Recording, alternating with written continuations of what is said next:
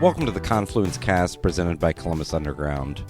We are a weekly Columbus-centric podcast focusing on the civics, lifestyle, entertainment, and people of our city. I'm your host, Tim Fulton. If you're ordering food on a delivery app, you may not know precisely where your dinner came from. Columbus Underground Associate Editor Susan Post went down the rabbit hole of ghost kitchens and virtual brands in the restaurant industry. In today's episode, we explore the burgeoning scene of ghost kitchens in Columbus, unraveling their advantages, and the complex challenges they bring to the table. But it's not all about convenience. We'll discuss the transparency issues these virtual brands pose, how they can be misleading to customers, and the implications for food origin disclosure. You can get more information on what we discussed today in the show notes for this episode at theconfluencecast.com. Enjoy the interview. Sitting down here with Susan Post, the associate editor of Columbus Underground and Metropreneur. Susan, how are you? I'm great. How are you, Tim? I'm good. We are here talking. We're trying to be a little timely with our podcast today. We're talking about ghost kitchens. We anticipate this is going to be coming out right before Thanksgiving. We should have done it on Halloween. No. Absolutely. I mean, yes, indeed. Our ghost is real. First of all, tell us. So you did a long piece for Columbus Underground. Yes. About ghost kitchens, how they've permeated in Columbus, what they are, why you did this, what are the benefits, what are the drawbacks. So let's get into it. First of all, what is a ghost kitchen? Okay, so there are a couple of definitions that people typically use for ghost kitchen. I typically see a ghost kitchen as like a large commercial kitchen facility that has like lots of little individual kitchen bays in it that primarily caters to delivery and pickup brands, but can also be utilized by like food trucks, caterers, other food-based businesses. There are a couple of examples of that in Columbus. There's the Cloud Kitchen facility called the Columbus Food Hall over on Essex Avenue. And then there's a newer facility in Clintonville called High Street Kitchens that just opened up on High Street from Maker Kitchens. And this is category. So long time listeners will be familiar with ECDI and their commercial kitchen. The food for it. Mm-hmm. The food for it. That is different. That is different. Primarily for businesses that are... They primarily serve food trucks that use that space as like prep and stuff like that. Got it. Yeah. Got it. Different from that. And then some folks also call ghost kitchens restaurants or brands that are operating out of existing restaurants. So for example, the Buca de Beppo over in the Arena District. If you zoom in on that on Uber Eats or DoorDash or whatever, there's Buca, but then there's also 3 or 4 other brands that are operating out of that same kitchen. So some people call that a ghost kitchen, which also brings me to virtual brands, which kind of goes hand in hand with all of this. And you can't really discuss one without the other. Okay. And those are brands that exist like solely in the confines of the internet. And I think, one of the most well-known examples is probably Mr. Beast Burger. Okay. So he launched during the pandemic, launched 300 locations and all in one day, which is absolutely unheard of in, restaurant world. And for those that aren't familiar, and frankly, I just became familiar with Mr. Beast 3 weeks ago, maybe. This is a very famous YouTuber. Very popular YouTuber. Who, based on your article, lent his name to this chain of burger, burger franchise. He partnered with this business or this organization called Virtual Dining Concepts. Okay. And so they create these virtual brands. A lot of them have kind of like pop culture, celebrity references. So they kind of create these menus and these brand standards and everything that then they dispatch out to other existing restaurant kitchens. Okay. So Mr. Beast Burger could be produced, and in fact is, according to your article, produced by like Red Robin. Yeah. And it is, and am I getting that right? Red Robin has its own virtual brand. So what it did is it segmented out its menu. So it took all of its like salads and chicken sandwiches and kind of siphoned it off into this other brand called Fresh Set. Okay. So it all just kind of keeps compounding on each other because it's like there's this example and that example. And Yeah. So let's walk through it real quick Yep. in terms of, and I guess I want to take the perspective of I own a restaurant with a with a fairly expansive menu. The suggestion would be for them based on, and again, this is all from your article, like, hey, if you want to generate more business, yes, you should have your pre-existing menu all in one spot under Yep. your previous, let's just call it Tim's Restaurant. Tim's Restaurant has all of these things. Yep. But also, let's say Tim's Restaurant offers pizza. There should be a Tim's Pizza. exactly. And there should be a Tim's Chicken Wings. Yep. And there should be Tim's salads. Yeah. So platforms like DoorDash and Uber Eats, they're like encouraging this for restaurants to say, hey, here's your main menu, but, break it out into 3 or 4 other brands. So, and it, there's DoorDash kind of even said in some of their literature, it's like having a product in a grocery store displayed on 2 or 3 shelves instead of one. Okay. So they're just trying to get you to kind of up your search results when people hop on a third-party delivery platform looking for a burger or pizza or whatever. I guess from a business perspective too, I'm thinking about what's the benefit to the apps? And it is from a consumer perspective, there's so many different places I can order from. It's not just, hey, we've got Pizza Hut and we've got Wendy's and we've got like these 4 other mediocre things. They've also got these things I've never heard of. Yeah. And I mean, that can be a little bit of a double-edged sword because customers don't like getting duped. Okay. And you saw a lot of this during the pandemic. And I think one of the most prevalent examples was people were getting on DoorDash and Uber Eats and ordering Pasquale's Pizza and Wings.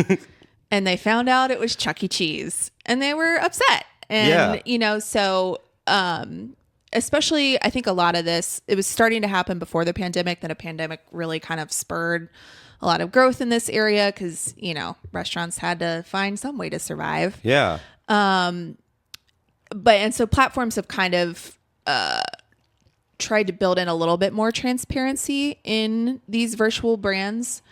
But it can be really easy to like order from a place you've already ordered from without realizing it. With going back to that kind of fresh set Red Robin example, if I get on there and I see a salad from Fresh Set that I want to order and I order it and I don't like it, then I'm on there again and I see Red Robin has a salad and I want to be like, oh, I'm going to have that salad, and I order it and it's the same thing. Right. So it's kind of a little too easy to end up ordering something you don't enjoy over again, in my opinion, if you're not being careful and really paying attention to where you're ordering from. And is that the primary concern for the customer, do you think? Of like, I have certainly had negative experiences on DoorDash or with a certain, like, and it's normally a chain, right? That it's like, oh, I got this. I don't want to disparage any restaurants, but like, oh, this just wasn't good. And it was, the prep was rushed and like, oh, I'm not going to order from there again. But if I'm presented with something that, frankly, I know I want, for example, chicken wings again, it's like, oh, I'm being presented with this different option that's actually not a different option. Yeah. So I think that's part of it. And I also think there's just kind of the transparency aspect of like people wanting to know where their food is coming from. And if you look closely, it's typically like real small at the bottom of a listing on a third-party delivery service. Like this brand is a part of whatever restaurant. But if you don't scroll down and see that, but there does know. tend to be disclosure, you're saying? There is. It's okay. Normally not like super prevalent, but it's there. And that's kind of what I was saying is, at the start of the pandemic, it's sort of the Wild West. But, as this has been going on for a little longer, there are a few more, I would say, built in, I don't know if protections are the right word, but like more transparency into what is and isn't a virtual brand than there used to be. It feels very similar, and we will not go down the legal rabbit hole here, but it feels very similar to Fulfilled by Amazon, right? That like, I think I'm buying from Amazon and Amazon is delivering it to me, but it is just something that somebody shipped to Amazon that Amazon then ships back to me. Yeah. And sorry, I guess I am going to go down the legal rabbit hole. that the liability for that product does not rest with Amazon. It rests on the person who initially sent it in. Interesting. And guess what? If you want, let's choose a terrible example, an electric bike that like burns down your garage. You would much rather sue Amazon than you would sue a Chinese manufacturer who's never going to show up in the courtroom in the first place. Yeah. And so what you're saying is, like, for the most part, we're seeing that there are some disclosures being made. It does say, hey, heads up, fulfilled by Red Robin. Yeah. But it's the fine print. Yes. Well, and that makes me think of a really interesting example. So I did speak to Columbus Public Health during this, and the individual I spoke with told me an example of, so say I owned like a breakfast restaurant, Susan's Breakfast. I'm having a really busy Saturday morning. You call in and order pancakes. Instead of fulfilling that request at the restaurant, I dispatch it to a facility that I have inside a ghost kitchen. Okay. And so the food that gets delivered to you actually comes from that ghost kitchen and not the restaurant. Okay. So he cited an example of seeing that happen sometimes. So I mean, that kind of fits what you were saying about Amazon is, do you know where it's coming from? If there's a problem with the food, and you call the restaurant back, that food wasn't actually made there. Yeah. So like, what are they going to do about it? Well, and I would like to assume, so there's obviously certifications that restaurants go through. Yeah. There are certifications that kitchens go through. They are different, first of all, but and you'd also like to assume that any legitimate business, if they are, let's say, they're not outsourcing exactly, they're like deferring an order to another facility they own, and that they're going through that licensing. And inspected, right. and that's exactly what we talked about is like, even though you may not see a lot on the consumer side of these ghost kitchens, like each individual kitchen is inspected. Every time a tenant turns over, they're supposed to get re-inspected. They're held to the same standards of, restaurants get inspected so many times a year based on their risk level. Yep. So, I mean, it is, it's not just whatever, no oversight in the kitchen. They are inspected, but they, Columbus Public Health said they don't always know what all brands are operating out of what kitchen. Right. Well, and so I guess the question would be, the natural conclusion to that is, let's say, I'm having a very hard time just like naming restaurants that don't exist. But let's say I order from restaurant A and I get sick. And I get sick enough that I'm like dropping a dime on restaurant A. And where's the chain of custody, right? Apparently this is a legal argument now. Where's the chain of custody for like, oh, I ordered it from this place, and then somebody's like, oh, well, it looks like from your email confirmation, it's actually from this place, and they're actually not licensed, or this isn't somewhere where we have jurisdiction. And so there's a risk to the customer, right? Yeah. And that's a great question. And I mean, I was looking at, so we did our own little experiment, which I can get into in a minute. But I was trying to find contact info for one of the brands or restaurants that we ordered from. And all I could find was like a generic number that was from LA. Okay. And so it's like, even if you want to get in touch with, some of these restaurants, it's probably really difficult. So I guess I can get into my example then. So, and the point of the experiment was mostly to like verify and explore the different idiosyncrasies of what this model causes. Yes. Got it. So this whole idea of kind of exploring ghost kitchens and virtual brands, I mentioned it several times, but kind of started during the pandemic because, my beat is food, restaurants. And so I was got to keep working too. I know. It was a challenge, but, so I was seeing all of these new brands and options popping up that I'm like, where is this? Like, I don't see this on a building. Like, where is this coming from? And it was, coming out of another restaurant's kitchen. So something that we'd kind of been keeping an eye on and, toyed with writing about.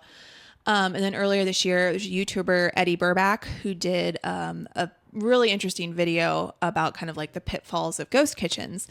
And in that, he ordered, I think, 9 different fish sandwiches from 9 different restaurants that all shared an address. Okay. And so he went to pick them up, and there was like no marking between like which sandwich came from which restaurant. but they all looked and tasted pretty much the same. So we decided to kind of recreate that experiment with a local example. So we ordered from the Columbus Food Hall. And what we did was we ordered 2 different dishes from 2 different restaurants. So we did these chicken curry bowls. Okay. And they had just slightly different names. Okay. From each restaurant, and they were different prices. So I think one of them was like $15 and one of them was $13.50. Pick them up. They look exactly the same. They taste exactly the same. And so we did it again, and then we got cauliflower wings from 2 different restaurants. Same order, same everything, same price. Taste the same. Okay. So even though we ordered from 4 different places. Ostensibly, yeah. Yeah. It was all the same.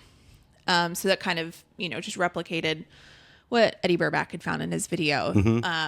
And if you looked at the Columbus Food Hall specifically at that time, there were probably at least a half a dozen different restaurants that had some sort of overlap in their menu with bowls and cauliflower wings and healthy options. Then it started getting into like these places that said like fuck gluten or fuck carbs or whatever. And like there was more menu overlap with those. So you had like 12 different restaurants that all had some sort of shared dishes. And right. So they're very likely coming out of the same kitchen. Maybe different bags, maybe different packaging, but a lot of times no. Well, and like all of the packaging, so we had to place 4 different orders to pick this food up, and each did have a like stapled receipt on the outside saying what the order was, but the packaging was all the same. There was no kind of indication otherwise of what was coming from what place besides the ticket stapled on the outside.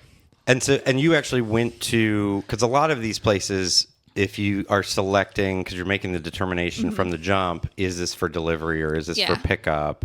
But you went to pick up. You went to pick up, but a lot of these places, they won't let you pick up. Like this is meant to be, you don't want to see behind the curtain. Yeah. Yeah. So we picked up from the Columbus Food Hall, and I know that you can pick up from the Maker Kitchens on High Street as well.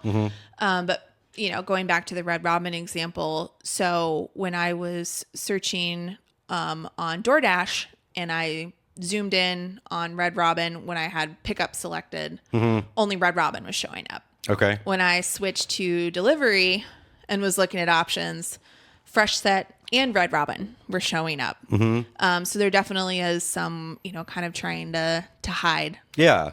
They're obfuscating what they're doing. Yeah. And I think at the end of the day, it does go back to customers don't want to be duped, right?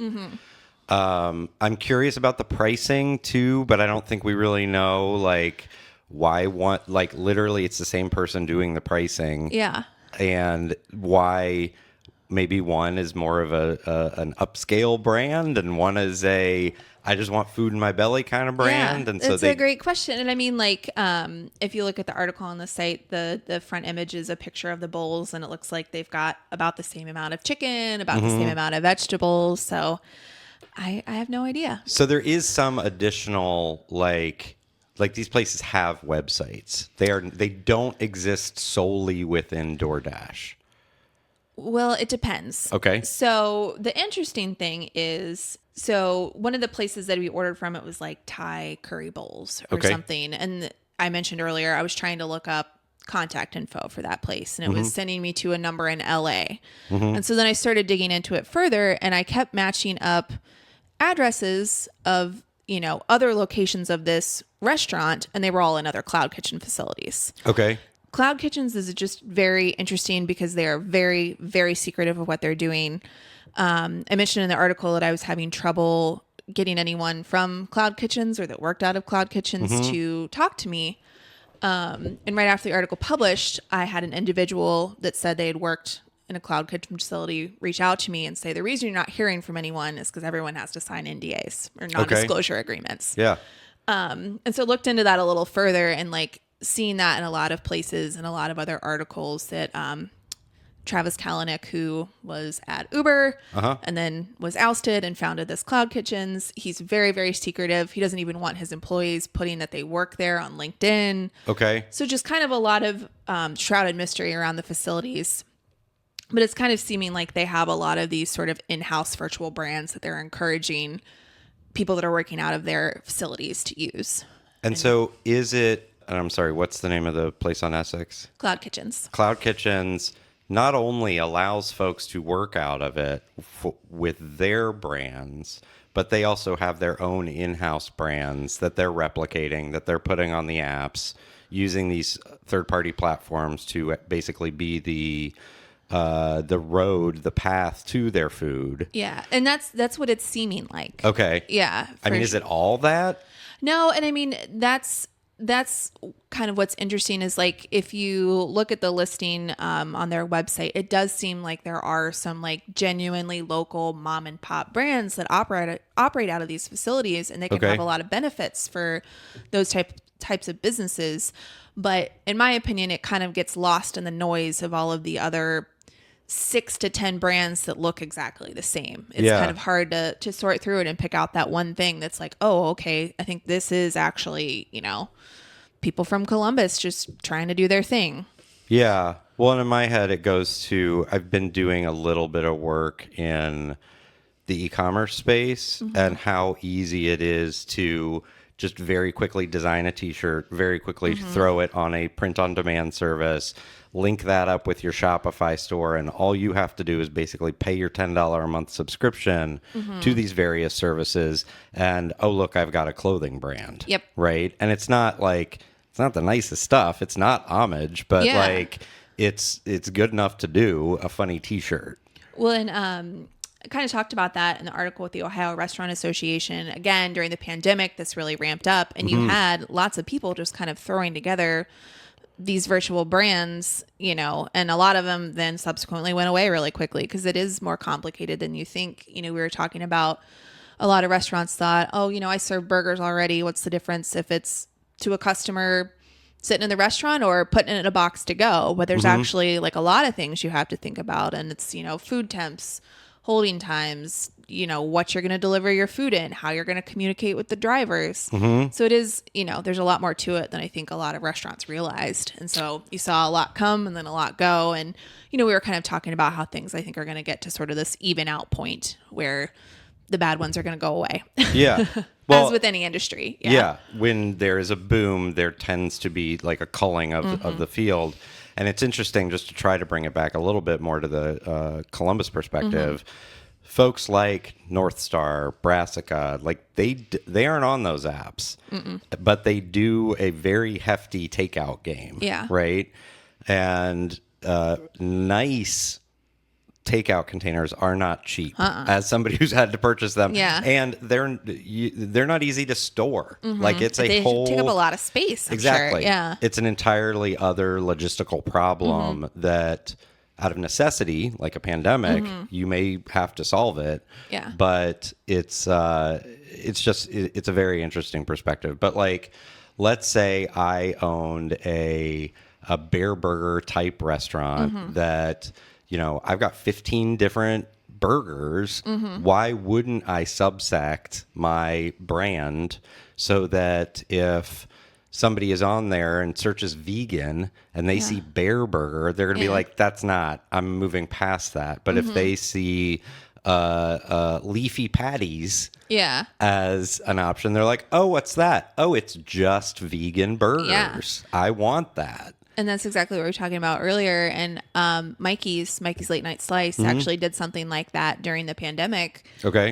Where they already had some vegan options, but they sectioned it off into this brand called High Horse Vegan.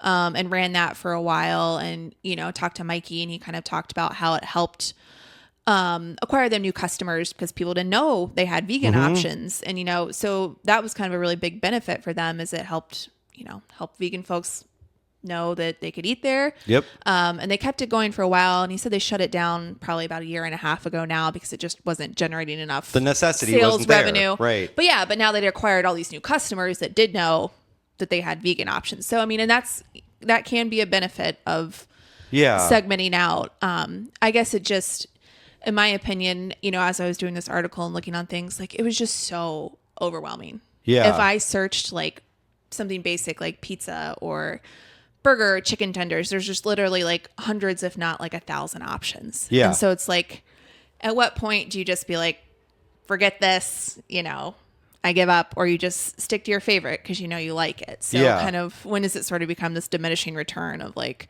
there's so many options that.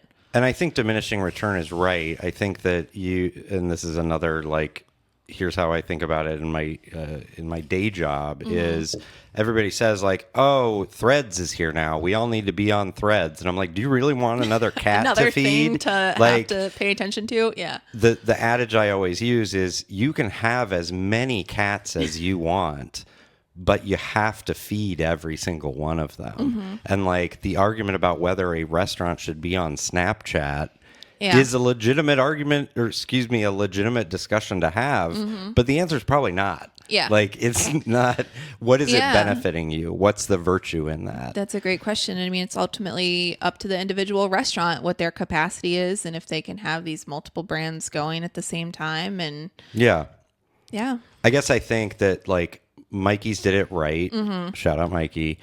They did it. They tried it. They knew when to get out. Yeah, well, and they did it, but they did it for a reason that wasn't specifically misleading. It was just to showcase these options, and it wasn't to like hoodwink people who were like, I didn't like the pizza that one time, so I'm gonna go to this High Horse Pizza in order to basically mislead them so that they get a repeat customer that they shouldn't have. Yeah. Well, I think he said they only ever really tried it because of the pandemic, you know, so it might not have been something they would have done otherwise. Yeah.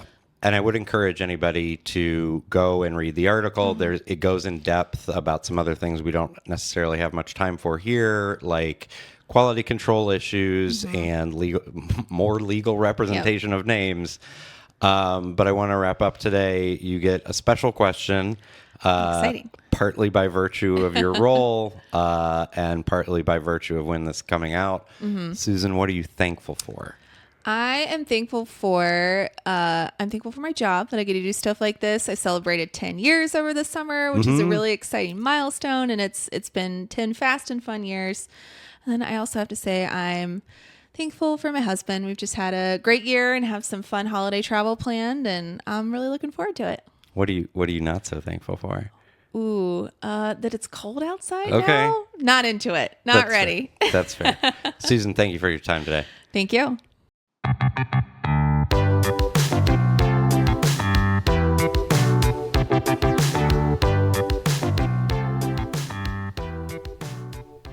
Thank you for listening to the Confluence Cast presented by Columbus Underground.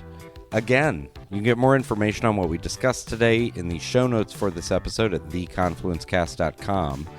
Please rate, subscribe, share this episode of the Confluence Cast with your friends, family, contacts, enemies, your favorite gig worker. If you're interested in sponsoring the Confluence Cast, get in touch with us. We can be reached by email at info@theconfluencecast.com. Our theme music was composed by Benji Robinson. Our producer is Philip Cogley. I'm your host, Tim Fulton. Have a great week.